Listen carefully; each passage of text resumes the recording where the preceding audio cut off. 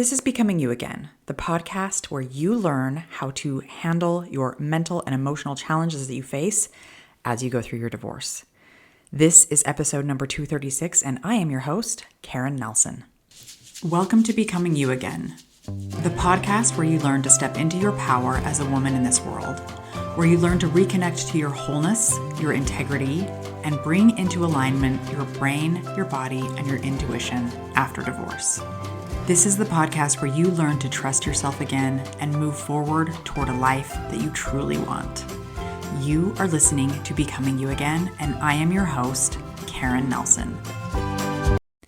Welcome back to the podcast, my lovely, lovely ladies. As always, I'm so happy that you're here. How's everything going? Are you doing okay? Remember to drink water. Remember to try and get some sleep. Remember to move your body, even if it's just to dance to your favorite song for 3 minutes out of the day. Whatever it takes to support yourself in a small way is going to help your healing as you go through your divorce. And this podcast will probably help too, because you'll learn some things that maybe you weren't aware of that are going to help you make some changes, become more intentional, be a little more kind to yourself, and just trust that you can handle the things that are coming your way. You are strong, you are capable, even if you don't see it yet.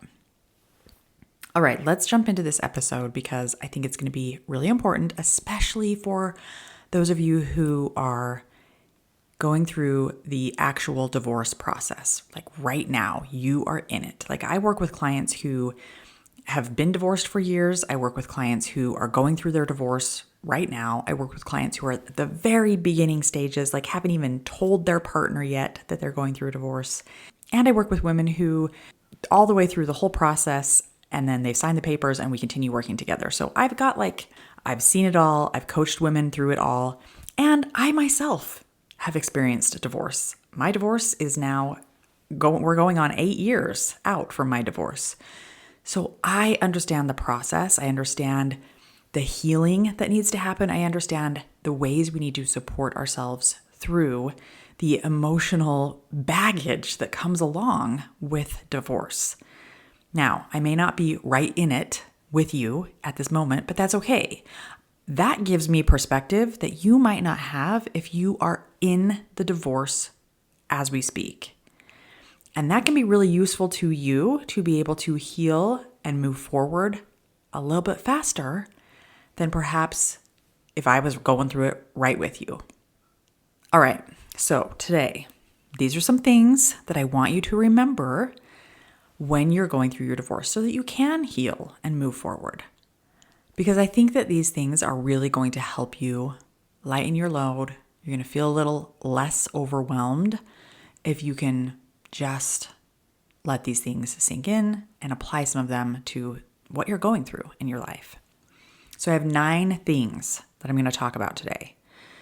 4 of them, I 100% wholeheartedly believe and know that these are the things that are going to help you feel a little bit better, feel a little bit lighter, feel a little less overwhelmed as you go through this process. And then 5 more things that like research and mental health experts are saying are very helpful as you're going through divorce. And I want to say, I've probably talked about all of these things too. I'm just putting them all in one episode today to give you like the most help that you can possibly find in one place.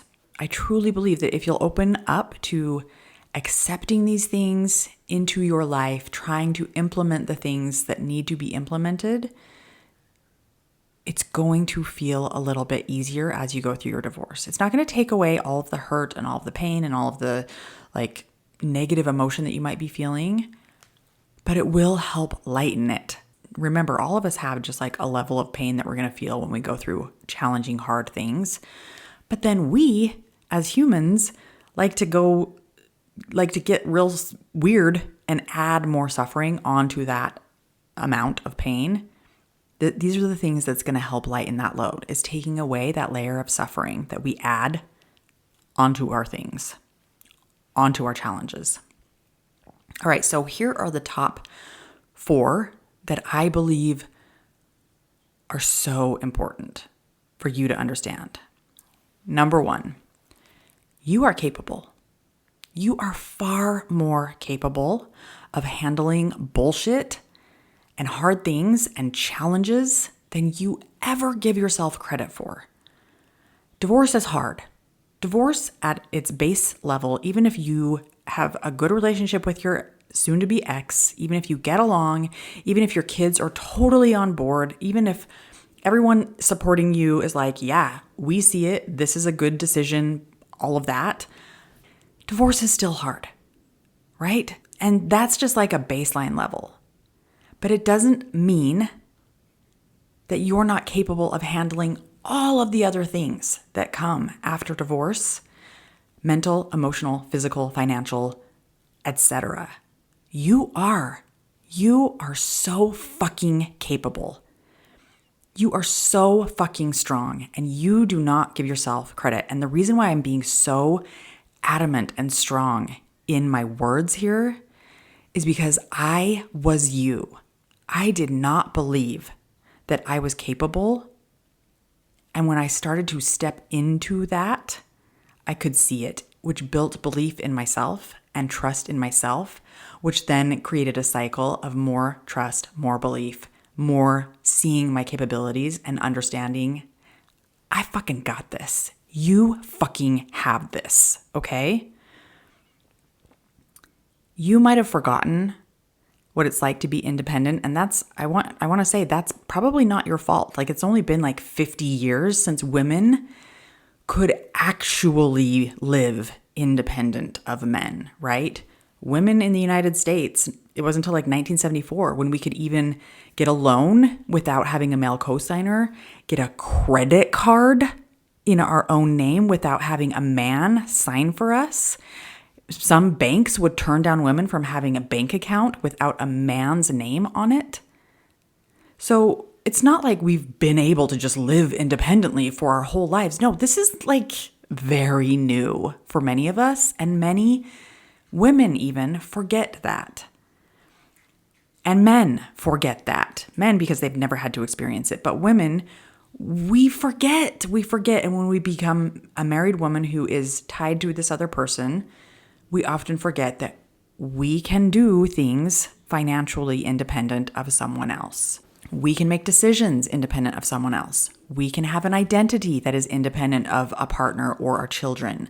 We can handle our finances independent of someone else, right? Maybe somebody else handled a lot of those other parts. Maybe you weren't in charge of the finances. Maybe you didn't have a bank account that was your own, or maybe you didn't pay the bills. I don't know. I think most women actually are kind of in charge of the bills. I don't know very many women who aren't in charge of that. Maybe you didn't have your own bank account though. Like, I understand that. But I want you to know, whatever the reason is, the truth is you are capable. You may not believe it now. You may not know how, and you may have some things that you need to learn, but that's okay. I had a client who didn't really know or understand all of the financial aspects of her life, and so she got a financial planner to help her understand the nuance of that. Like, you're capable, right? These are things that you can learn. These are things you can get better at. You just have to begin to step into that capability, trust yourself, and that happens decision by decision by decision, moment by moment. So you got this. So that's number one. You are capable. Number two, you are worthy. That worth is inherent, meaning you're born with it. And the thing is that everybody's born with it. Everybody's born worthy of being a human, worthy of living on this planet, worthy of existing. That is what worth is being worthy to be here. And divorce doesn't make you less worthy of that. Divorce doesn't take that worth away or mean you're less valuable in some way. It doesn't make you less lovable or less deserving of love or less deserving of care or joy or respect or any of that. There is a societal story, maybe people you know are telling you this, that your worth depends on someone choosing you. Like, we are kind of raised as women. It's our goal to get married because then we've been chosen and then we'll be worthy to ... right? That story is a lie. Your worth is constant. It never changes. Whether you're married, divorced, picked, single, any of that has nothing to do with your worth. Number 3, things are going to get better. Period. Like, I probably shouldn't even have to explain that, but I'm going to. I promise you things are going to get better. It's not always going to feel terrible. If you're in the part that feels terrible, it's not always going to feel that way. I promise you. No one emotion or several emotions just sticks around forever. Emotions wax and wane, even in the terrible, terrible stuff, the really challenging stuff where we feel sad and it seems like we feel sad all the time. Even in those moments, there's still glimmers of awe, of hope, of joy, of peace, of neutrality, of whatever. So I promise you, things will get better. You might not see it right now. It might seem impossible, but that's okay. That's okay. Things shift and move and evolve and grow. Life is not static. And brighter chapters are ahead, I promise you that. And number 4, it's going to be hard. Okay, that's the reality. Like I said, with number 1, divorce is hard. It is. And that's okay. Because as my friend, she's not really my friend, but I like to think of her as a friend, Glennon Doyle says, we can do hard things. Hard doesn't mean that you're a failure. Hard doesn't mean that it's impossible. Hard doesn't mean that you're broken. Hard doesn't mean that you can't handle it. It just means that it's hard. Let those moments be hard. Let them be hard. Don't force yourself into telling yourself that you're fine before you are, because maybe it will take a little while for you to get to that place where you are fine. Let yourself feel what you're feeling. Be where you're at. But also remember, you are stronger and more capable than you think, and you can do hard. We can do hard things. If this is just a little plug for my friend, Glennon Doyle's book, Untamed. If you haven't read that book, she talks about this concept a lot of we can do hard things. And she talks about her divorce in this book, and it's a really great divorce book that you should read if you haven't read it. Untamed. It's amazing. Okay. Now, here are 5 extra things where I've gathered them from articles, from experts, things that are going to help you figure out how to do this divorce thing that are going to support your emotional aspect, but also your body and your future self. Okay? So let's talk about it. Number 5, I want you to grieve. I want you to grieve your divorce. I want you to grieve your marriage. I want you to grieve what you thought your future was going to look like. I want you to grieve believing that you were going to have a companion into your old age, or believing that you were going to be able to see your kids every single day, or believing that the dreams that you had, now you might have to shift what those dreams look like. I want you to grieve the daily routine that you maybe used to have, or the identity that you had developed, and now you have to kind of bring it back home and go, who am I? I want you to grieve what your financial situation looked like. I want you to grieve what other people might be thinking of you, or whatever it is. Grief is different for every woman going through divorce, and that's okay. You're not doing it wrong. But giving yourself the space you need to feel that sadness and that anger and that relief and that confusion and all of it is an essential part of your divorce. It really is. So grieve it, allow it, feel it, be in it. That creates capacity for you to feel more. So be in it. Allow that grief to show up wherever it needs to show up. Okay, number 6. Seek support, find support, lean into that support, right? This can look a lot of different ways when you're going through a divorce. Maybe it's a close friend or a family member that you feel really connected with and that you trust. Like for me, this was even before I went through my divorce, before I even told my husband that I found out that he was cheating on me. I didn't know what to do. I hadn't told anyone, but I needed to talk to someone. I didn't have a therapist. I didn't really feel like anybody close to me I could trust, because they were all like so close to my husband also. And I didn't want to put that burden on them as we're like, still interacting and all of the things. And I didn't know what my decision was going to be yet. And so anyway, that's a long explanation for this reasoning, but I needed somebody to talk to. And I have a sister who lives in Alaska, as most of you know. If you listen to this podcast, I went and lived and stayed with her for 2 months last year. And so she knows my husband, right? We had been married at this point for 20 years ish. And, but she didn't see him on a daily basis. She didn't interact with him on a daily basis or, a weekly basis or whatever. And so I called her because I knew that I could talk to her. She would be like, disconnected enough from daily activities or even just like the community that we live in that I felt like I could talk to her and trust that she wouldn't tell anyone. But also she gave me that space that I needed to be able to just be supported, feel heard, and feel loved in this moment where I didn't know even what I was feeling or thinking or what I was even going to do. So find somebody like that if you have someone. And if you don't, listen, there are support groups at churches, there are community groups, there's therapists, there's coaches like me, there's Facebook groups, there's all sorts of ways to feel supported and to lean into that support. If you need my help, I offer a free consult. Come talk to me. Even if you decide we're not going to work together, you can at least have a half an hour of being able to speak and be heard and seen and comforted and feel supported. Okay? So if it's not me, find somebody else, but get that support that you need. It reminds you that you are not alone. It will show you perspectives that you maybe don't have or can't see in the moment because it's really hard to see other things when you just can't see outside of the bubble that you're in. And that's okay. I'm not saying you should, but it's okay to have people who can see it.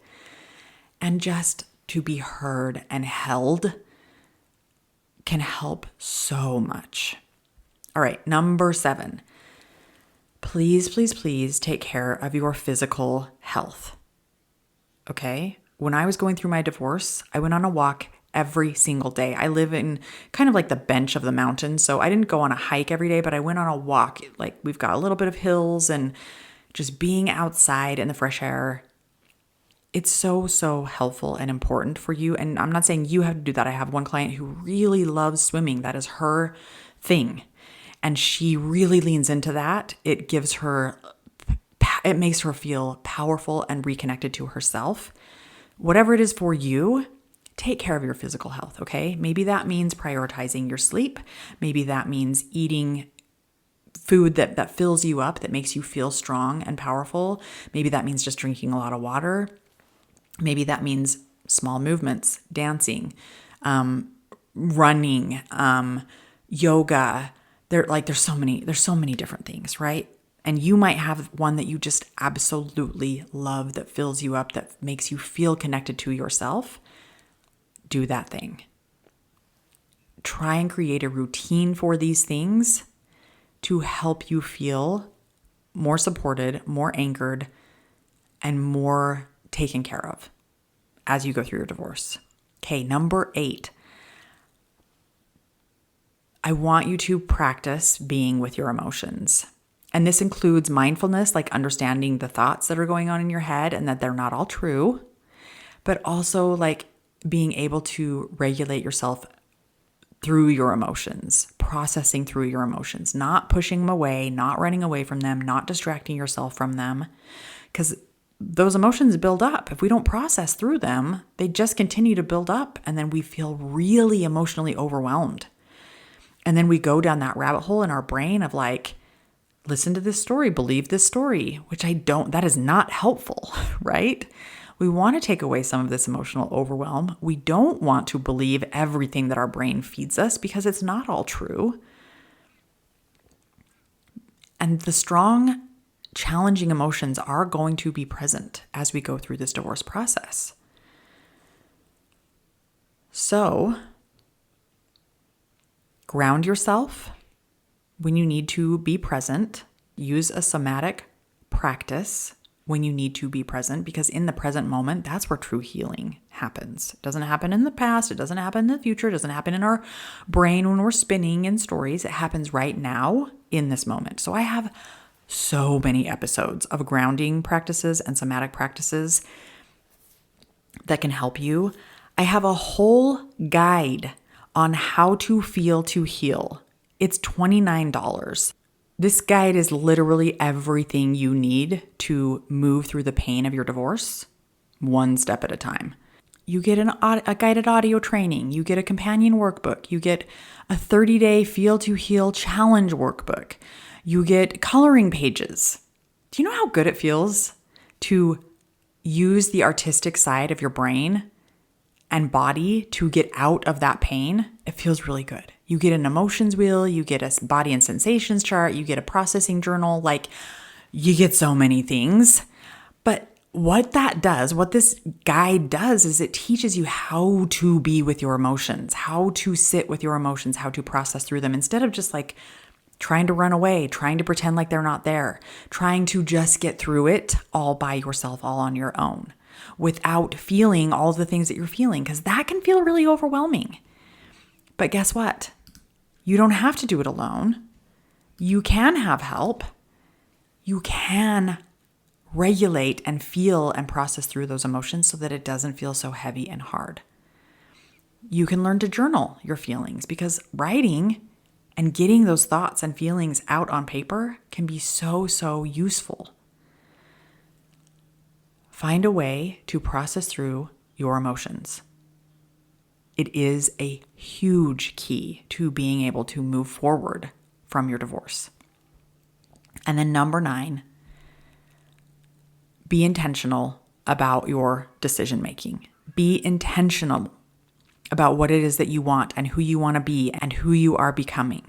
When you understand what it means to be intentional about creating that pause and making decisions in the pause, not letting your emotions be the driver, but creating that pause, regulating yourself as much as possible, and making decisions from your prefrontal cortex that are in the best interest of you and your future self, that is when you move toward the future that you want, toward that person that you are becoming.